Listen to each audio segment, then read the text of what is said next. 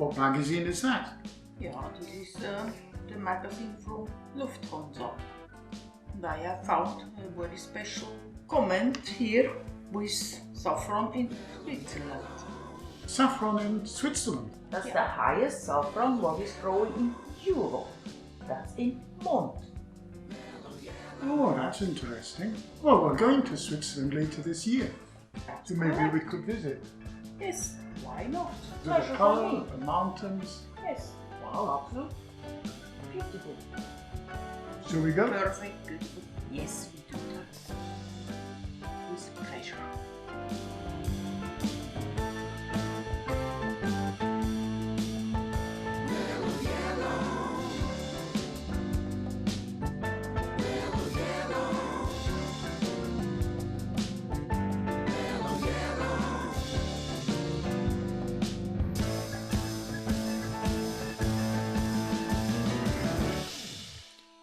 More expensive than gold, saffron has been cultivated since the 23rd century BC, originating from east of the Mediterranean. Valued as a remedy for everything, from heartache to hemorrhoids, enhancing food and drink, its colour used for dyeing clothes. It was peddled by saffron grocers, whose clientele included kings, queens, pharaohs, and the privileged of the ancient world. Promoted as a cure for the bubonic plague, which raged across the Western world in the 14th century, the high value even promoted a war when a shipment was hijacked en route to Basel in Switzerland, the then centre of the European saffron trade and cultivation. A decade later, the pivot of trade shifted to Nuremberg, Germany. A fickle, labour-intensive crop, its main production centred east of the Mediterranean.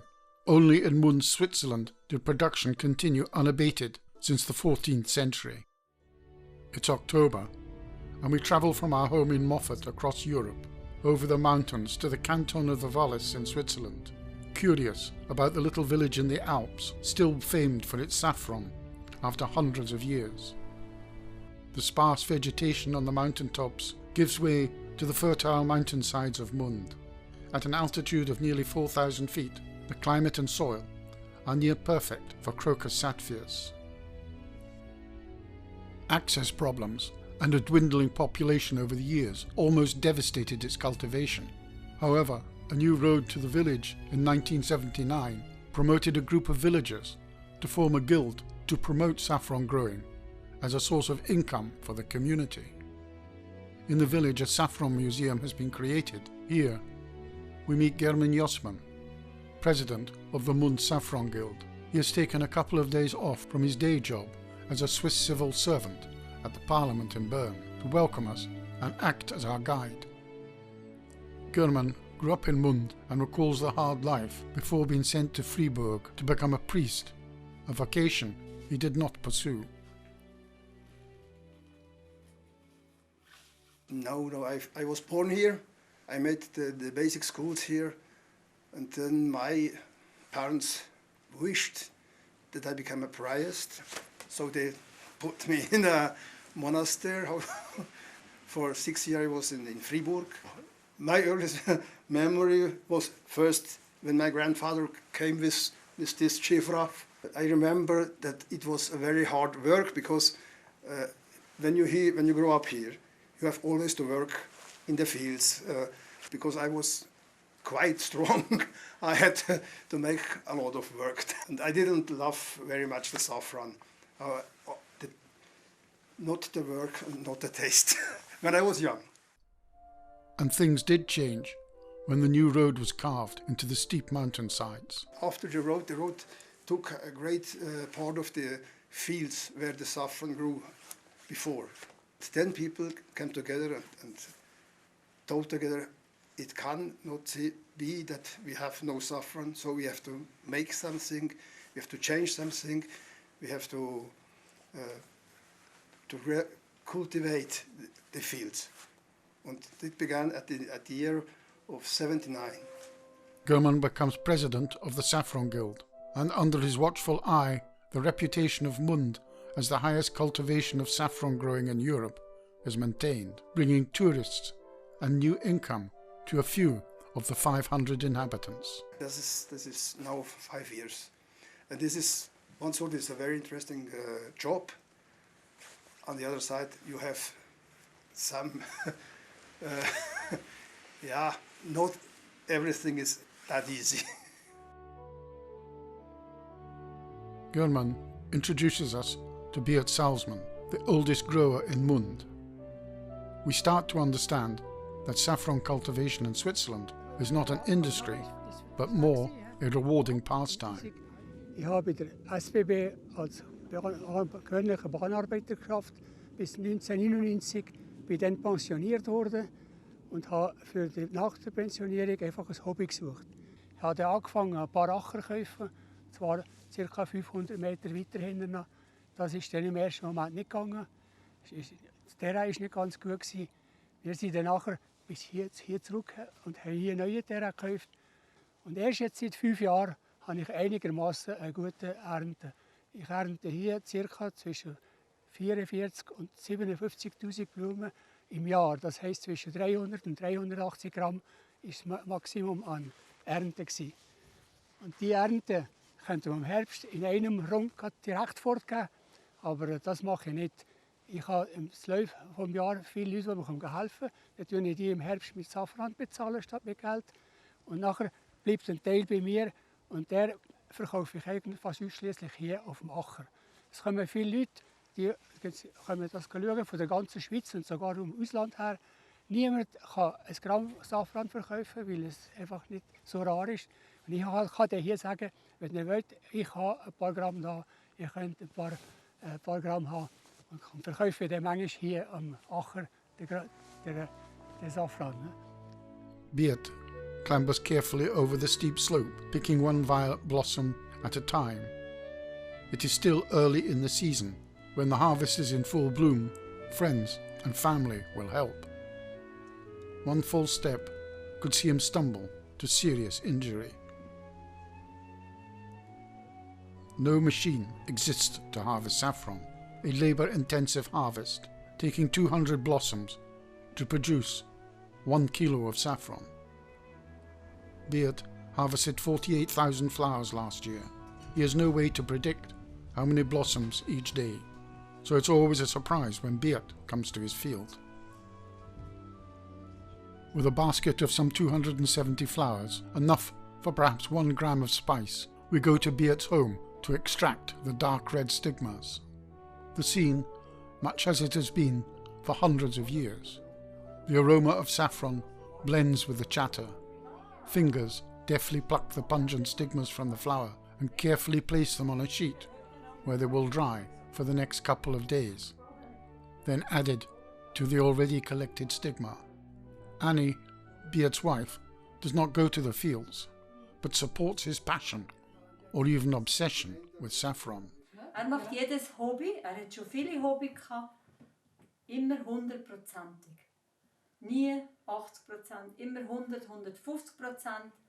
Und darum ist viel intensiv dabei und das ist für mich auch schön. Ich tue ihn immer unterstützen, mit Essen und Trinken und hier helfen. Und im Saffron, im Acker, hilf ich nichts. They spend the next couple of weeks doing this, enlisting the help from family and friends when needed. After work, a homemade liquor is supped, made of course with saffron.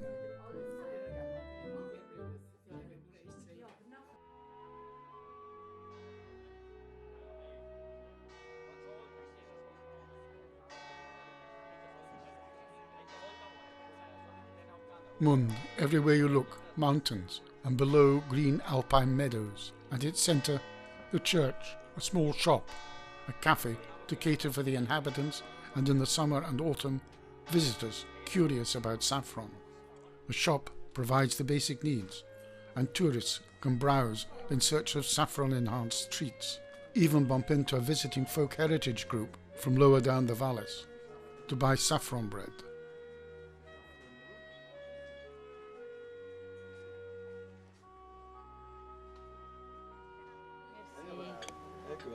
Danke vielmals. Gerne mit Eibheber telefonieren. Die Tassen sind sehr heiß. Yeah. It's quite strong saffron.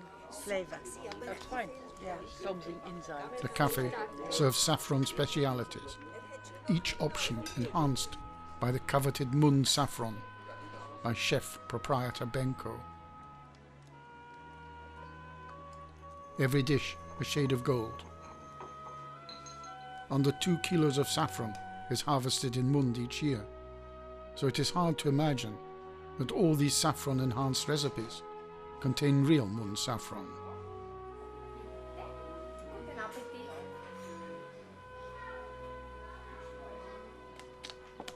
Piers Schiendrich also benefits from the world's most expensive spice. His saffron cheese is a popular Christmas purchase. The family is the oldest and largest in Mund. Piers is one of 11 children and the farmer of the family.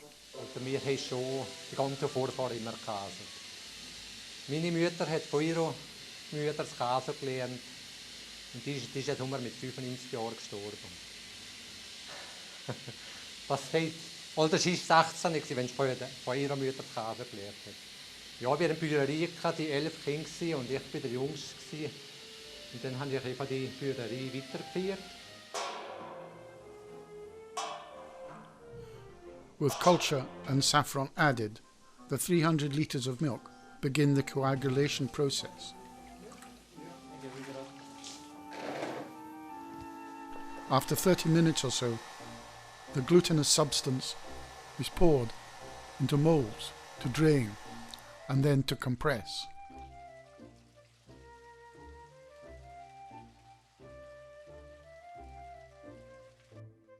Finally, the cheese is placed in a bath of brine for a couple of hours. The maturing process begins in the cellar.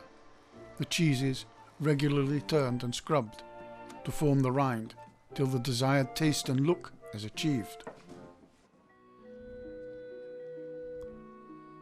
Finally, we leave the canton of Valais after a last meal at the Solwad, owned by the Heinzmann family and managed by daughter Dominique. Yes, I was every summer here, and I was helping my grandmother in the kitchen, and I was preparing the salads, and I didn't imagine that I ever will stay here in the restaurant and be the chef of the restaurant.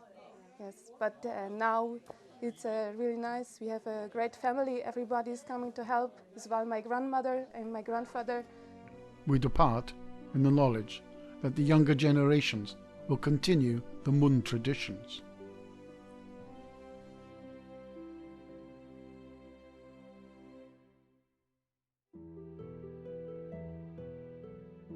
Mund is not the only place in Switzerland that saffron is cultivated. Other small plots are grown, mostly for personal use. However, not far from Lucerne, there is an exception.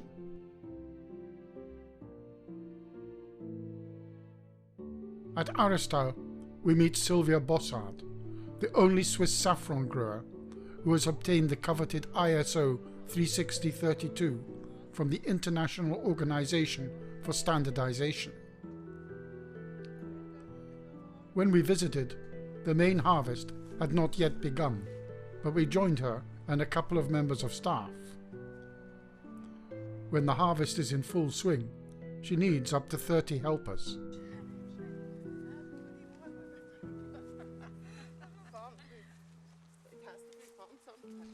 Sylvia started growing crocus sattvias in 2007, creating a new life after a tragic aeroplane accident in New Zealand in 2004. My husband got dead, or starved, and I was heavily injured. My back was broken, and after approximately 2 years, I thought, I have nothing. I lost everything. I lost my job, I lost my love, I lost my health. I have nothing. How will my life continue? And I knew somehow it has to. And I loved the flower. I thought it's a gorgeous flower. And so I thought, or my intention then was, once a year walking through these fields or of saffron and picking up this flower, this I will be able to do again with my body. The soil at the family farm proved particularly well suited for saffron growing. Sylvia uses all parts of the saffron flower, taking advantage of all the various positive properties of the purple flowers. For cooking, for the skincare, and this is the male part, the stamp, and we use it for chocolate. Always seeking new products, even developing a preserve, combining the aromatic quince with saffron. Sylvia sees Tagora pushing into new dimensions to strengthen human well-being. Every year a new product. We leave as staff members carefully remove the stigma, fingers separating the various parts, a monotonous, time-consuming task. The strong scent of saffron, relaxing, a perfect recipe for conversation and emotional release. The benefits of saffron's pungent aroma and the taste that takes thousands of stigmas to create, still influencing life, as it has done since before biblical times.